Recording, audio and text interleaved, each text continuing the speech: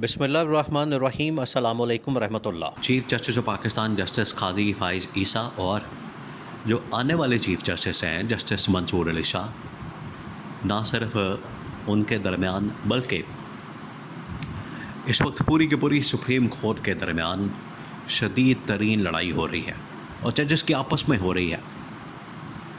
Fire तो आपको नज़र आती है, पीडीएम की गवर्नमेंट इत्तेहादी हुकूमत आपस में लड़ रही है, फिर इमरान खान के साथ फटा लिया हुआ है, इस्टेब्लिशमेंट के ज़्यादा मसाइल हैं। तो हर जगह के ऊपर आपको मुख्तलिफ़ किस्म की लड़ाई नज़र आती है।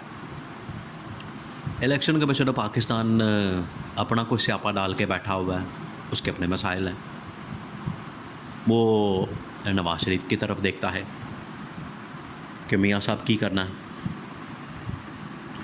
हर जगह के ऊपर, हर महाज के ऊपर, हर इदारे में कोई ना कोई मसला पड़ा हुआ है।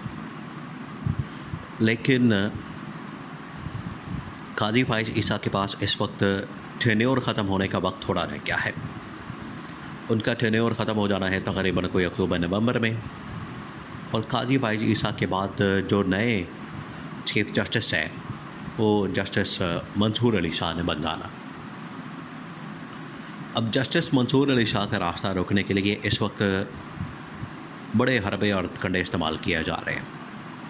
आप इससे अंदाज़ा करें कि जब इमरान खान के हक़ में, पूरी बैकग्राउंड समझें, जब इमरान खान के हक़ में सुप्रीम कोर्ट का फ़ैसला जिसमें मखसूस नशस्तें इमरान खान को देने का हुक्म दिया गया, इलेक्शन कमीशन ऑफ पाकिस्तान को कहा गया कि 15 दिनों के अंदर आपने जो मखसूस नशस्तें हैं वो सुप्रीम कोर्ट के हुक्म के मुताबिक वापस करनी है इमरान खान और पीटीआई को, और ये मखसूस नशस्तों का 15 दिन का जो टाइम है वो अब मुकम्मल हो गया।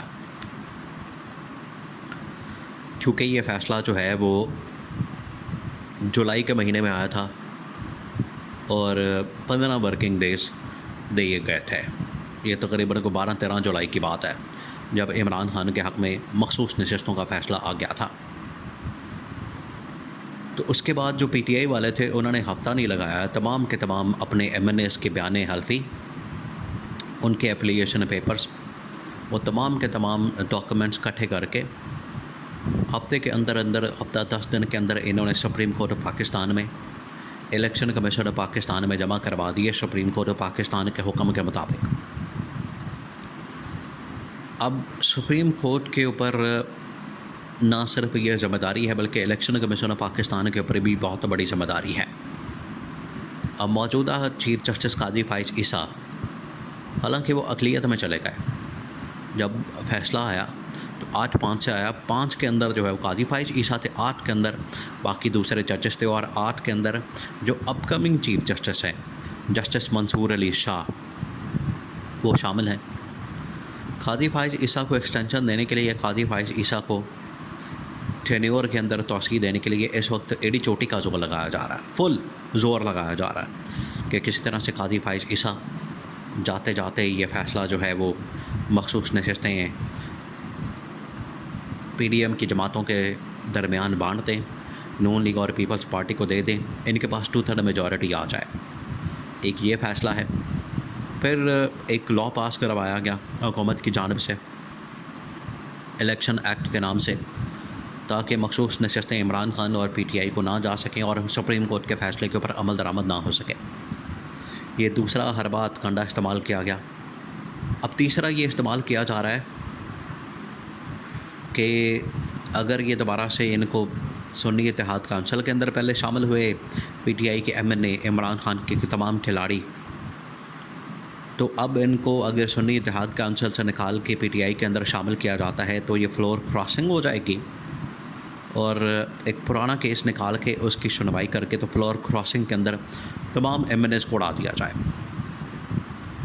तो अभी भी हरबे हथकंडे इस्तेमाल किए जा रहे हैं, अभी भी ये तमाम हरबे इस्तेमाल करके नून लीग और पीपल्स पार्टी को, शहबाज शरीफ की गवर्नमेंट को बचाने की कोशिश हो रही है। लेकिन ये तमाम कोशिशें इतनी बारावर साबित होती नज़र नहीं आ रही। उसकी वजह यह है कि बहुत सारी आइनी कानूनी पेचीदगियाँ पैदा हो चुकी हैं, बहुत सारे मसाइल पैदा हो चुके हैं, जिसकी वजह से इन चीज़ों को रिवर्स करना, फ़ैसले को रिवर्स करना या मखसूस नशस्तें PTI इमरान खान को ना देना, ये अब पॉसिबल नहीं रहा। ये अब हर सूरत में हो के रहेगा। सुप्रीम कोर्ट के ऊपर फ़ैसले पर तो अमल दरामद हो के रहेगा।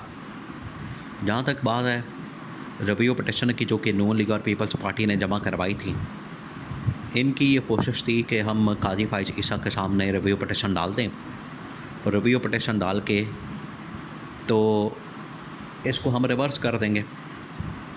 जब ये फ़ैसला गया एक कमेटी के अंदर, कमेटी जो 3 रुकनी है, वहाँ पर जस्टिस मुनीब अख्तर और जस्टिस मंसूर अली शाह एक तरफ थे और चीफ जस्टिस काजी फाइज ईसा एक तरफ थे, लिहाजा वो रिव्यू पटिशन लगी नहीं। अब 15 दिन में मुकम्मल हो गए हैं। ये वाला जो हफ़्ता बड़ा अहम तरीन हफ़्ता है और इसके अंदर ये तमाम फ़ैसले होने हैं। रिव्यू पटिशन, इसके अलावा मखसूस नशस्तें इमरान खान और PTI को वापस करना, और काजी फाइज ईसा चाहते हैं कि किसी तरह से रिव्यू पटिशन लगा दी जाए, और इसी दौरान ही 2 जजेस की जानिब से इख्तलाफी नोट सामने आ गया कि जो फ़ैसला आइन और क़ानून के मुताबिक है ही नहीं, इदारे उसके ऊपर अमल दरामद करने के पाबंदी नहीं। तो ये फ़ैसला भी पीछे से काजी फाइज ईसा ने डंडा दे के तो दिलवाया है, ताकि यहाँ पर एक नई बहस शुरू की जा सके। लेकिन इसी हफ्ते ये फ़ैसला डिटेल जजमेंट आ जानी है, तहरीरी फ़ैसला आ जाना है, उसके बाद रिव्यू के ऊपर भी फ़ैसला हो जाएगा। अब ये सारे जो काम किए जा रहे हैं वो सिर्फ इस वजह से किए जा रहे हैं ताकि जस्टिस मंसूर अली शाह का रास्ता रोका जाए, उनको चीफ़ जस्टिस बनने से रोका जाए, उनके चीफ़ जस्टिस बनने में रुकावटें पैदा की जाएँ। इसी वजह से ये जो अरशद शरीफ शहीद का केस है मंसूर अली शाह के सामने लगा दिया, ताकि मंसूर अली शाह और इस्टेब्लिशमेंट के दरमियान लड़ाई हो जाए और इस्टेब्लिशमेंट बाद में मंसूर अली शाह का रास्ता रोक दे, और अल्लाह खैर सलाह, और काजी फाइज ईसा को एक्सटेंशन मिल जाएगी। लेकिन मंसूर अली शाह ने भी अब ठान ली है कि चीफ़ जस्टिस बनते साथ ही ये तमाम गैर आइनी, गैर कानूनी जितने काम हैं तमाम के तमाम ख़त्म करने हैं। ये PDM गवर्नमेंट जो बनी है पार्ट 2, इसका ख़ात्मा करना है। ना सिर्फ साइफ़र का जो पूरा रजीम चेंज ऑपरेशन, उसके पर तहकीकात करनी, 9 मई पर तहकीकात करनी है, और इमरान खान की रिहाई का फ़ैसला करके, तमाम फ़ैसले रिवर्स करके पाकिस्तान में आइन और क़ानून की हुक्मरानी और बालादस्ती कायम करनी है।